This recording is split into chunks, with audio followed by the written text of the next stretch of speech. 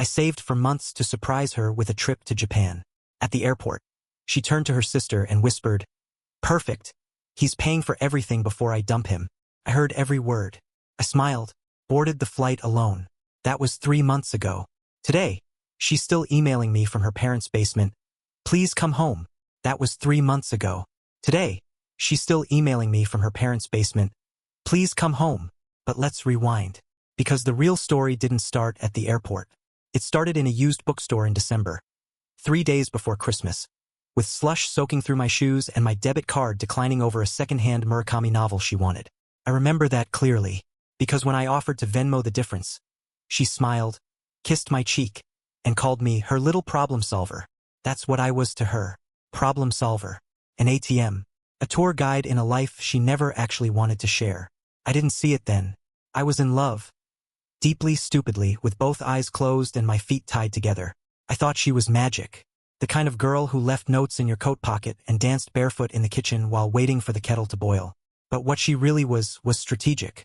I should have known something was off when she didn't cry at her grandmother's funeral, but wept openly during a YouTube compilation of dogs reuniting with their military owners.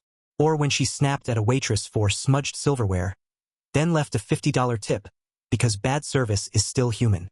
Mixed signals were her native language. And me, I translated every red flag into a love letter. So I saved, quietly, for 8 months, cut corners on everything, canceled Spotify, took on extra shifts, learned how to cook instead of eating out. I even sold my gaming console, a birthday gift from my brother, just to afford the trip.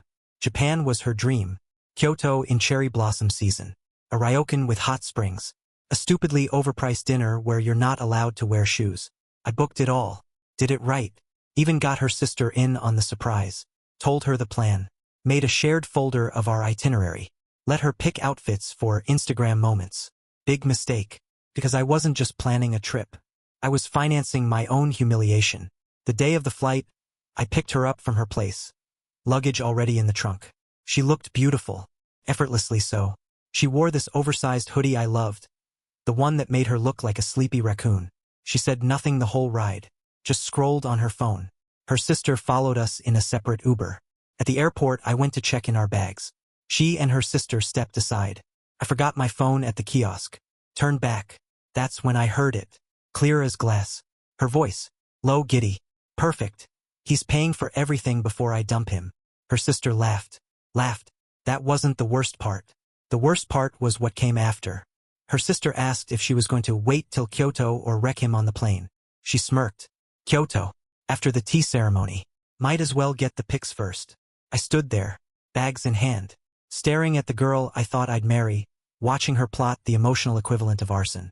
I didn't confront her, didn't make a scene, just walked up behind them, phone in hand, and smiled like I hadn't heard a thing. She beamed, kissed my cheek again. "All checked in." "Yeah," I said. "Ready when you are." 5 minutes later, I handed her both tickets at the gate. Told her to hold mine while I ran to the restroom. Then I walked straight to the desk. Changed my seat. Upgraded it, actually. She wouldn't find out until she boarded. Wouldn't realize I was in 3A first class, until she got to 27C in economy and saw only one boarding pass in her hand. Wouldn't realize I was gone until Wheels Up. Wouldn't realize I had both passports, hers and mine, until customs. Yes, I took her passport. She hadn't noticed it was missing from her purse. No, it wasn't theft. We were traveling together. I booked everything. I just forgot to give it back. That flight was the quietest 10 hours of my life. Peaceful. Clean. Like watching your own life from far away and realizing no one cried because they were too busy posting selfies. When I landed in Tokyo, I blocked her number. Checked into the ryokan. Soaked in the hot springs. Ate the dinner alone. And posted it all. Every single detail. Just enough to show she wasn't there. No captions. Just me. Smiling. The DMs came in by day 2. First from her. Then her sister. Then her mom. By the end of the week, even her ex was reaching out, asking if I was really in Japan, and if she was okay. She wasn't. Because here's the thing about social climbers in small cities. They can't afford public embarrassment. She told everyone we were going to Japan.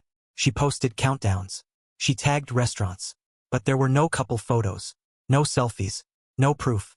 Just me eating matcha ice cream, walking Fushimi Inari Shrine alone, riding the bullet train to Tokyo.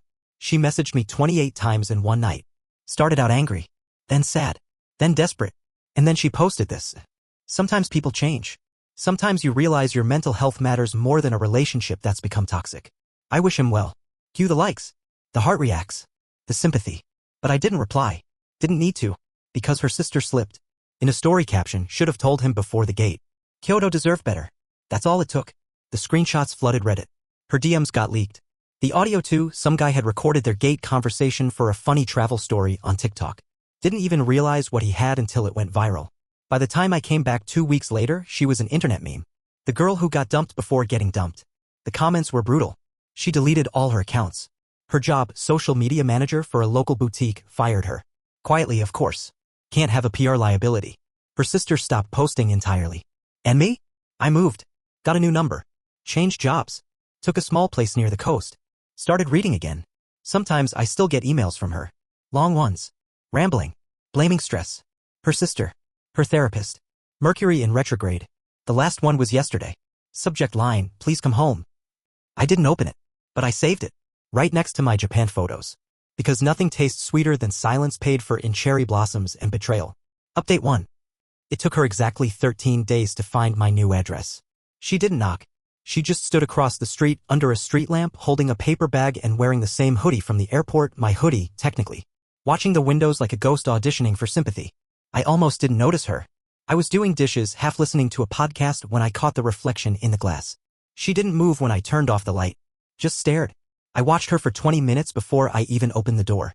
She didn't speak right away. Just held out the bag like some desperate sacrificial offering. Inside was a bento box. Cold. Store-bought. Salmon already graying around the edges. I thought maybe you'd be hungry, she said. She looked awful. Hollow under the eyes. She looked tired. Unrecognizable. The version of herself she never let anyone else see. Not even me. I said nothing. So she kept talking. Lauren cut me off. After the leak, her fiancé dumped her. Her boss told her she was a liability and put her on unpaid leave. My phone won't stop ringing, but no one actually wants to talk. They just want details. Screenshots. Drama. She tried to laugh. It cracked in her throat. I've been staying at my parents'. They won't even let me use the upstairs shower. Said I embarrassed them. I sleep next to the boiler now. She finally looked up. Just say something. Please. I asked her one question. Why did you even say it? That line. The one that detonated her life. Perfect, he's paying for everything before I dump him. Her face shifted like she didn't recognize the words. Like maybe she wanted to believe she hadn't actually said them. I don't know, she whispered. It was stupid. I didn't mean it. It was a joke. But she wasn't smiling. Not like back then. Back then it had been easy. Effortless. Cruel in that casual way people are when they don't think their words have weight. You don't say things like that by accident, I told her. And that's when she changed tactics. I was scared, she said. I felt like you were drifting away. Like the trip was your way of buying time. I wanted to beat you to the punch. Lauren told me I should take control. So I made up this plan. But I wasn't going to go through with it. She was crying now. Quietly emotional. The kind meant to prove sincerity. You don't understand how much I hated myself. Every night in Kyoto, I kept refreshing your Instagram, hoping to see a picture of us. Not just you. Us. I didn't post us, I said, because there was no us anymore. Then came the begging. Please forgive me. Please let me explain. Please let me come inside. She even offered to pay me back for the trip. Claimed she'd sell her car. Which would have been funny if I didn't know her car had 2 busted tires and a salvage title. I told her the truth. You're not here because you're sorry.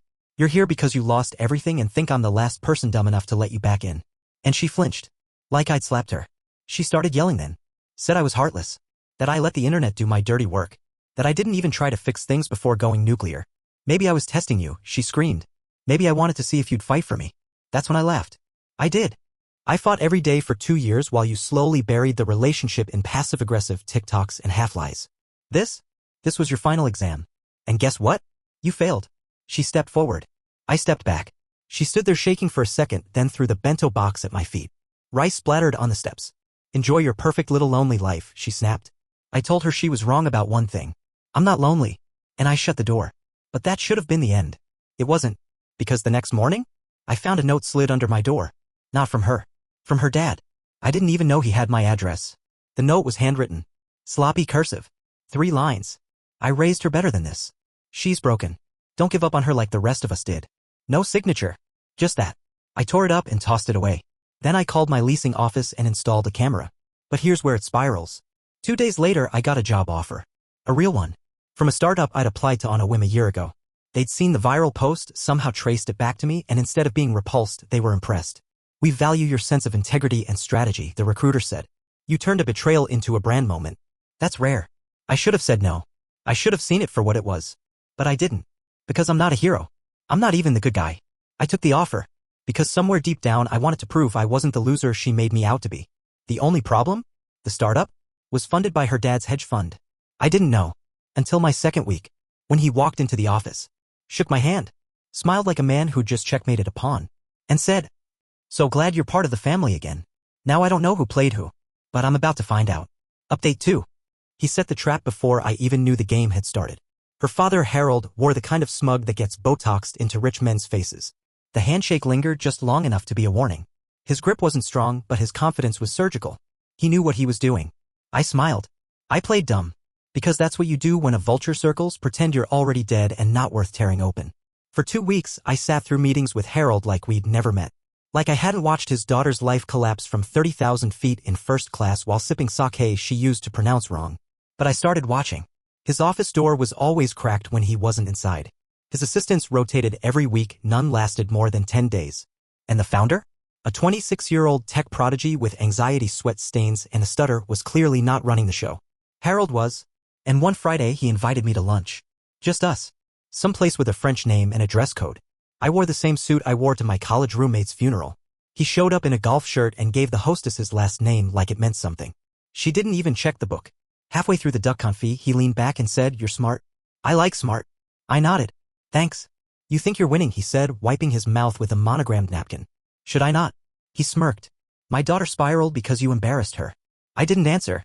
"You think you're the victim," he continued. "But you're just the cleanup crew. She's broken. You saw that, took your pound of flesh, and now you think you're better than us." He leaned in. "Let me be clear. I don't give a damn about your little revenge story. But I do care about your future. Because you own the company that owns my paycheck?" I asked. "No," he said. "Because I know how to bury people without leaving a mark." That's when he slid an envelope across the table. Inside was a photo. Me. At a hotel. In Kyoto. Shirtless. Window open. Back turned. Blurred reflection in the glass, her. In the background. I froze. "That was taken from across the street," he said. "Hired a guy to trail you. Just in case you were stupid." My throat dried. "You said she didn't go." "She didn't. But I sent someone. She cried for weeks when she saw the photos. Couldn't believe you were celebrating without her." I couldn't even speak. He tapped the envelope. "This is leverage. It's yours now. Do what you want with it. I just needed you to understand the stakes." Then he stood. Left a $100 bill on the table. Walked out like a villain in an indie film that never got released. That night I didn't sleep. Not because of the photo. Because of what I realized. Harold didn't come to threaten me. He came to recruit me. And I was already in. So I played the long game. I started working late. Built trust. Became the guy who always had Harold's back. Got promoted to product strategy. Access to data. Partners. Travel. And then Tokyo again. Full circle. They sent me to a startup summit. Guess who was hosting? Her. That's right. 3 months after begging at my door, she was back. Reinvented. New name, just her initials now. New look. Short hair. Sharp suit. No trace of the barefoot in the kitchen girl I fell for. Her Instagram was gone. She was on LinkedIn now. Speaking panels. Articles with headlines like, "From breakdown to boardroom. Rebranding pain into power." I watched her work the room like she didn't destroy lives for sport. She saw me. Froze. Smiled. After her speech, she found me by the bar. "Full circle," she said. "You look different. Everyone does eventually." We didn't talk about the airport. Or the emails. Or the bento box. Instead, we drank. Laughed. Talked like strangers who used to be something else. I thought maybe I could let it go. But then she ruined it. She leaned in and said, "I always knew you had it in you. I just had to break you enough to find it." That's when I knew. This wasn't over. She didn't regret it. She thought she made me. So I smiled. Finished my drink. Said, "Thanks for the motivation." And left her standing there. But not before sliding a flash drive into her bag. The drive contained every email. Every DM. Every voice memo she left. All labeled. All time-stamped. All backed up to a server in Harold's name. 3 weeks later, she was suspended from her startup for conflict of interest. Harold's hedge fund quietly pulled their investment. And me? I got promoted again. She emailed me yesterday. One line. Was it worth it? I didn't reply. But yes, it was. And if you think this ends here, wait until you see what I did with her LinkedIn.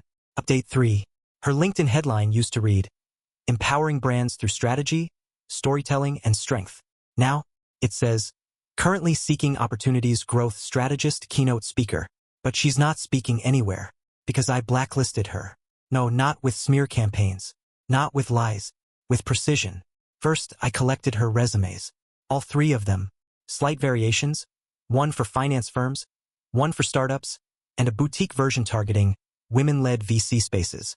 I cross-checked them against archived press releases and conference bios. Found the contradictions. One said she led brand development for a luxury skincare company, except the founder confirmed she never made it past intern. Another listed her as a strategic partner on a mental health app I'd personally beta tested. She wasn't in the Git logs. She wasn't even on Slack. So I built a dossier. I sent it to 5 firms under the guise of anonymous tip, check your due diligence. Then I posted it anonymously to a hiring manager subreddit that frequently ranks influencer grifters and resume liars. Then came the digital breadcrumbs. I'd been feeding a dummy Medium account with fake leadership essays under her name, written in her voice, referencing her style. I trained an AI model to match her tone using her public content. Why? Because I knew she'd Google herself, and I wanted her to feel like someone else was puppeteering her ghost. The final nail? A scholarship application. She'd applied for a Women in FinTech Accelerator, founded by a CEO I'd met at the Tokyo Summit. I emailed the CEO, attached 2 files. 1. An audio clip of her laughing at me over sushi, calling the scholarship free money for post-breakdown girls with daddy issues. 2. A list of her actual qualifications. Real ones, not lies. The CEO responded, "Thank you for the transparency." She didn't get the slot, and I watched her spiral in real time.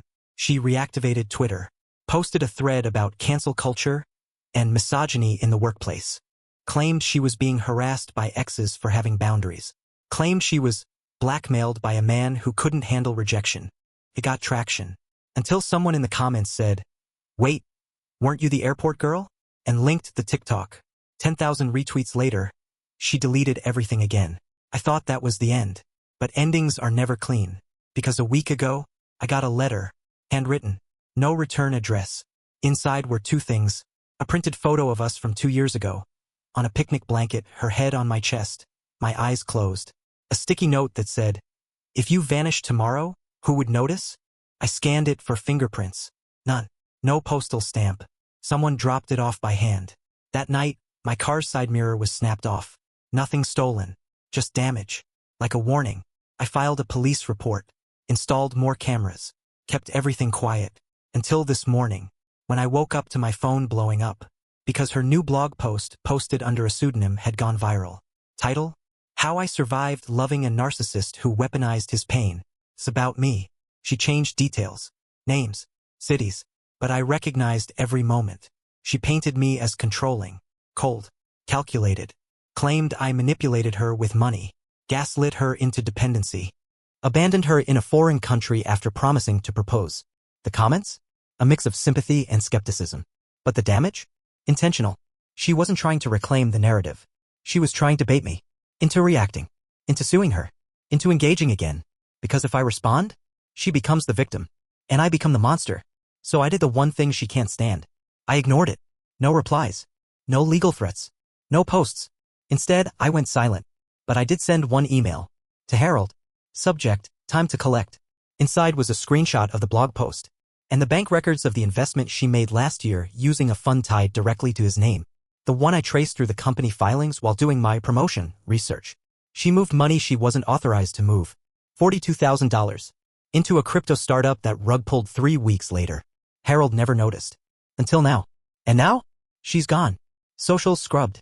Phone disconnected. Harold's hedge fund issued a quiet, internal restructuring announcement. Her name never mentioned.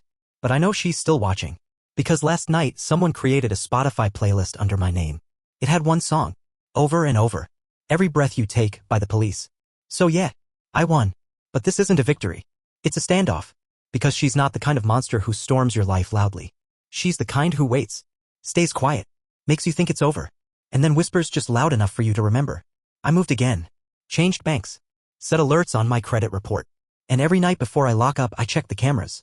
But sometimes, I still find cherry blossom petals on my doorstep.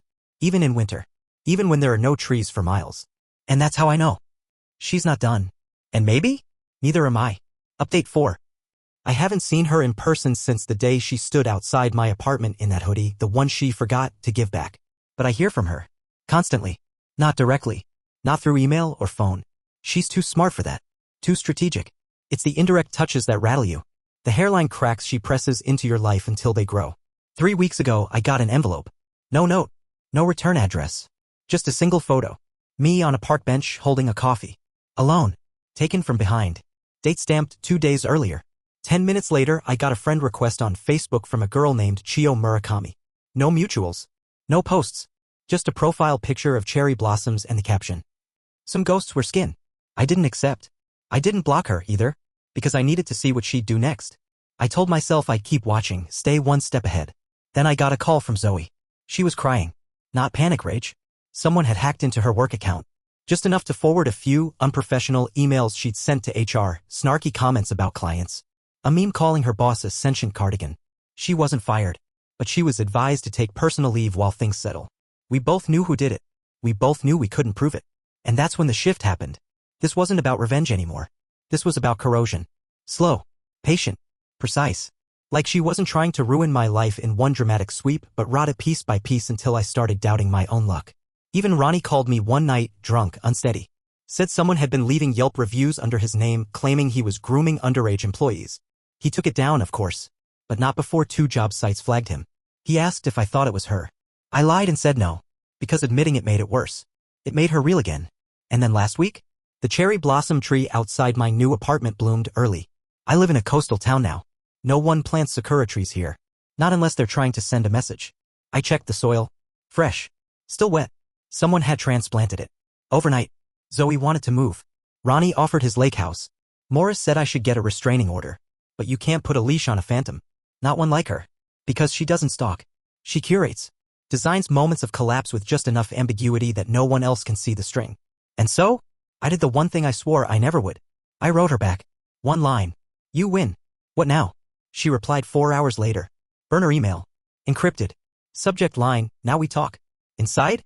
A single sentence. There's one last place we never went. Meet me there.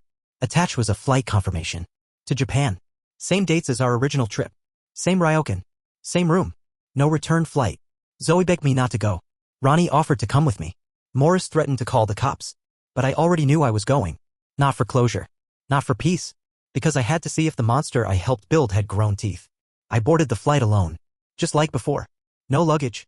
Just to carry on with one change of clothes, a notebook, and my passport. At the airport in Tokyo, a man in a black coat was waiting with a sign. Mr. Hayes. He handed me a phone. No number. Just one message. Tea ceremony. 7 p.m. Wear the hoodie. The hoodie was in the ryokan closet. Folded. Washed. Ironed. I didn't ask how it got there. I put it on. At 7 p.m., I walked into the garden. She was already sitting by the tea table. Wearing white. Hair short now. No makeup. Just like the day she broke me. She poured the tea. Slow. Deliberate. Didn't speak until we both had a cup. Then she said, I never stopped loving you. I didn't respond. She smiled. You made me real. Still, I said nothing. She reached into her sleeve. Pulled out a flash drive. Placed it on the table. Everything. All the backups. The tracking. The scripts. The recordings. Even the cherry tree vendor. I'm tired, she said. Then she stood. Walked to the koi pond. And dropped her phone into it. Same spot where I dropped hers months before. Now we're even, she said. Then she walked away.